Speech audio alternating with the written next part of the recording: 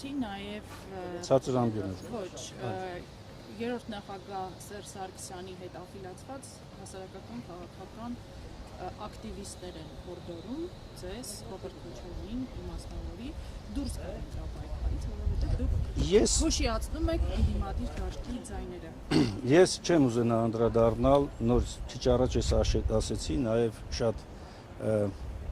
հարցեր կան, որոնք որ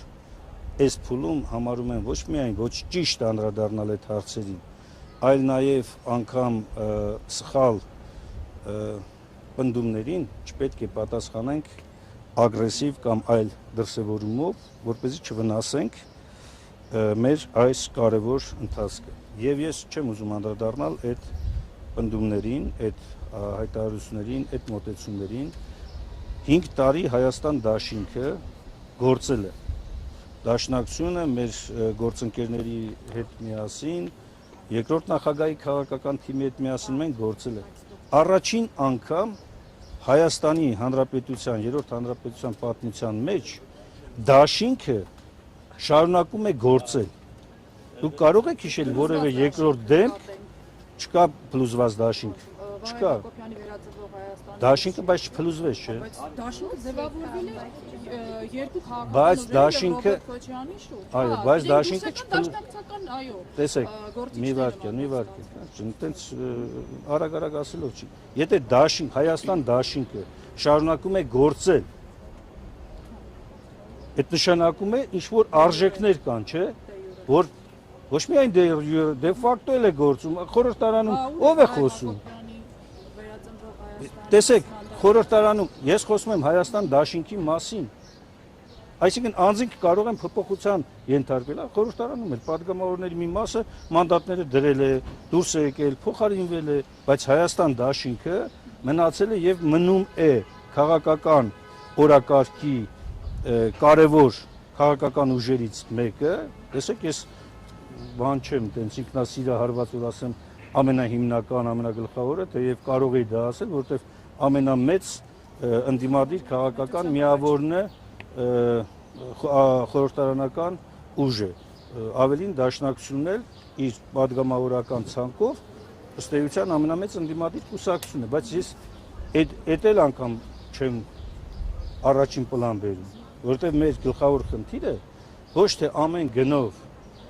առաջինը լինելն է, այլ ամեն գնով ձերբազատվելն է այս իշխանություններից։ Հիմա ես հուսամ մեր ժողովրդի վստահությունը, որ իշխանությունը պետք է փոփոխվի, չարժանանա իշխանության հերթական ապօրինի վարքագծի, որովհետև ես զգում եմ, տեսնում եմ, նշույլներ եմ արդեն, ոչ միայն նշույլներ, ակնհայտ օրինակներ կա, երբ որ անցնում են արդեն ոչ միայն սահմանադրական կարգավորումների սահմանները, բարոյականության նորմերն են անցնում։ Սա ժողովրդավարական ընտրություններին բնորոշ բան չի։ Դուք ջայրով երթին մասնակցելու եք։ Որ թողեք հասնեմ հլը կիսատ գործեր կա եւ անպայման կմասնեմ։ Մի հարց է սահմանադրության։ Ես թեմային հարցում Դանիել Լեոնիսյանը գրել է, որ դա եւս հանդիսանում է հայ-աղբական դաշնակցության միջոցառումը եւ պետք է դրա ֆինանսավորումը պետք է համապատասխանի կուսակցությունների օրենսդրության կարգավորումներին։ Նա ինչ ֆինանսավորում է։ Ինչ ֆինանսավորում։ Նկատի ունեն ջահերը մեր մոտ անցյալ տարիներից ձեռք բերվածը կա, դրա վերաբերյալ հայտարարագիր ենք մենք ներկայացել կոռուպցիայի կանխարգելման հանձնաժողովին, բացատրություն ենք տվել, երկրորդը դրոշները նախկինում ձեռք բերված շարունակում են մնալ, այդ թվում նաև Արցախի դրոշը, էլ ինչ կա այնտեղ։ Ուրիշ ինձ թվում է, հա, բեմահարտակ կամ այլ պարագաներ, դա կարող են լինել նաև, քանի որ ջահերով երթը հանրային միջոցառում է, այն դադարել է լինելու բացառապես դաշնակցության միջոցառումը, հա, հանրային միջոցառում է, ազգային մակարդակով բարձրացված միջոցառում է, եւ կարող են լինել նաև անհատներ, անձինք, կազմակերպություններ, ովքեր իրենք էլ են մասնակցում իրենց նախաձեռնությամբ, իրենց ծախսերով, ասենք ենթադրենք մեկը բերել է մեքենայով դրոշներ եւ բաժանում է մարդկանց։ Էդի ո՞նց կարող է վերագրվել դաշնակցությանը, հա? Ասենք կամավոր գործողություն է, որ կատարել է։ Հետևաբար պարոն Իոնիսյանին ուզում եմ տեղեկացնել, որ շնորհակալություն իհարկե հիշեցման համար, բայց ուզում եմ հիշեցնել, որ հաշվետվություններում նախորդ տարիների ներկայացրել ենք ջայերով երթի այն հատվածը, որը որ կազմակերպական ֆինանսավորման առումով հայ-հեղափոխական դաշնակցություն կուսակցությունն է իրականացրել։ Մնացած մասով կարծում եմ հետագայում ավելի, եթե կոռուպցիայի կանխարգելման հանձնաժողովը ունենա հարցեր, մեծ սիրով կպատասխանեմ։ Մի հարց էլ պարոն Մինասյան, ձեզ որպես իրավաբանի եմ հարցնում։ Ուժեղ Հայաստան կուսակցությունը ասում է, եթե մենք անցնենք խորհրդարան եւ սահմանադրական մեծամասնություն ձևավորենք, մենք կփոխենք սահմանադրության համապատասխան դրույթը, կվերացնենք արգելքը, որը խոչընդոտում է, որ այս պահին Սամվել Կարապետյանը դառնա պատգամավորի թեկնածու, հետո դառնա նաեւ վարչապետ եւ այդ խութը արգելքը վերացնելուց հետո Սամվել Կարապետյանին կդարձնենք Հայաստանի Հանրապետության վարչապետ։ Որպես իրավաբան դուք կողմեք սահմանադրական կարգը տապալելով Ներողություն, բայց ինչ սահմանադրական կարգի տապալման մասն է խոսքը գնում, տեսեք։ Տեսեք։ Ինչ են ասել մարդիկ ըստ ձեր ձևակերպումով, ասում են, եթե իրենք ունենան սահմանադրական մեծամասնություն, ենթադրվում է, որ սահմանադրության այդ հոդվածի փոփոխությունը պահանջում է 2/3, այսինքն 66%-ից ավելի ձայն, իրենք իրավունք են ստանում կատարել սահմանադրության մեջ այնպիսի փոփոխություն, որը ոչ թե հանրաքվեի, այլ ազգային ժողովի իրավասության հարց է։ Այստեղ սահմանադրական կարգի տապալման մասին չի կարող խոսք լինել։ Երկրորդը, Հայաստանի վարչապետ դառնալու համար բացարձակ անհրաժեշտ չէ լինել պատգամավոր ըստ սահմանադրության։ Բավական է լինել Հայաստանի Հանրապետության քաղաքացի, ընդ որում գործող սահմանադրությամբ միայն Հայաստանի քաղաքացի եւ ազգային ժողովում ունենալ մեծամասնություն անձինք, ովքեր քվեարկեն։ Հիմա տեսեք, նորմը, որի մասին ասվում է, վերաբերում է կառավարության անդամներին ներկայացվող սահմանափակումներին։ Խոսքը չի գնում պատգամավորների մասին, խոսքը գնում է կառավարության անդամների սահմանափակումների մասին։ Սահմանադրական այդ նորմը փոփոխման է ենթակա ոչ թե հանրաքվեով, որովհետեւ պատգամավորների հարցը հանրաքվեով է։ Իսկ կառավարության անդամների ներկայացվող պահանջները կարող է փոփոխվել առանց հանրաքվեի։ Բայց առաջ չընկնենք։ Բայց ես գնահատում եմ իրենց անկեղծությունը, ճիշտն ասած։ Ավելի լավ չի անկեղծորեն ասել, թե իրենք ինչ են ուզում, քան թե ուղիղ գլխի վրա հակառակ հայտարարություններ անել, ինչպես Նիկոլ Փաշինյանը, գա եւ անել ուղիղ հակառակ բաներ։ Ես բարձր եմ գնահատում բոլոր են քաղաքական ուժերի եւ գործիչների խոսքը, որոնք հրապարակային բաց տեքստով իրենց մտադրությունների մասին ասում են։ Այսինքն սահմանադրությունը մեկ անձի հակով, այսպես ասած, պերեդելկա անելու ուժեղ Հայաստանի մտադրությունն է, կողմեք։ Ես չեմ համարում դա մեկ անձի վրայով պերեդելկա, ինչպես դուք գրեցիք, անելու, ավելին ասեմ, եթե ես չեմ սխալվում, նույն Նիկոլ Փաշինյանը ինքն էր հայտարարում, որ այդ սահմանափակումը պետք է վերացնել։ Ես ուզում եմ հիշեցնել իր պարլամենտում ունեցած ելույթներից մեկի ժամանակ ինքը ուղիղ տեքստով էր դա ասում։ Ու եթե չեմ սխալվում 148 հոդվածն էր սահմանադրության, որ անհրաժեշտ է անիմաստ սահմանափակումը, անտրամաբանական սահմանափակումը վերացնել, որպեսզի հնարավորություն տրվի նաև Սփյուռքի մեր հայրենակիցներից շատերին ներգրավվելու Հայաստանի կառավարման գործում։ Այդ ինչ եղավ, որ ինքը միտքը փոխեց։ Կարող է այդ իշխանական աթոռը այնքան փափուկ էր, որպեսզի որ իրան ուղակի տվեց հնարավորություն, ասես չէ, ինձնից բացի ուրիշ ոչ ոք չնստես աթոռը։ Հիմա էլ հրապարակային դրա մասին ասում է կամ ես եմ լինելու վարչապետ կամ Հայաստան չի լինելու։ 15 թվականին, երբ որ ընդունվեց սահմանադրությունը, դու չես խաղում դեպքում նախարար։ Ես 15 թվականին падգամավոր եմ եղել, ես կողմ եմ արտահայտվել այդ սահմանադրությանը, առանձին վերապահումներ ունեցել եմ սահմանադրական մեխանիզմների անկատարության մասին, այդ նաև գործադիր իշխանության զսպելու ինստիտուցիոնալ համակարգի մասին, ինչը ցավոք սրտի հիմա առարկայական է դարձել եւ իմ վատ կանխատեսումներ այն ժամանակվա իրականություն է այսօր դարձել։ Այսօր գործադիր իշխանությունը Նիկոլ Փաշինյանի գլխավորությամբ դարձել է սահմանադրությունը օրնիբուն ոտնահարող ու դրա համար որևէ պատասխանատվության չենթարկվող անձ։ Ըստ էության իմպերատոր, թագավոր, ես չգիտեմ էլ ինչ։ Դրա համար էլ մարդն իրան Հիսուսի տեղել է դնում, հիմա արդեն կանցնի Աստծո տեղն էլ դնելու։ Պարոն Մինասյան, մի հարց ունեմ, շատ այսպես կարծիքներ կան, տարբեր հարթակներում էլ գտնվում, որ եթե Եվ օրինակ ամփոփ ենք, հա։ այո, ձեր քաղաքական ուժի վարչապետի թեկնածուն, եթե օրինակ լիներ Աննա Գրիգորյանը, ավելի մեծ վստահության կարժանանայի քննարկվել է այդ տարբերակը, թե միայն Ռոբերտ Քոչարյան եւ վերջ։ Չէ, այդպիսի տարբերակներ չի քննարկվել, ով միայն կամ եւ այլն։ Իդեպ ասեմ, Հայաստան դաշինքի մեջ բազմաթիվ վարչապետի թեկնածուներ կա։ Մենք ինչ ենք երկրորդ նախագահի որպես վարչապետի թեկնածու նաև վստահ, որ ինքը կհաջողի։ Թե իր անցած ճանապարհը, իր փորձառությունը, թե միջազգային ասպարեզում իր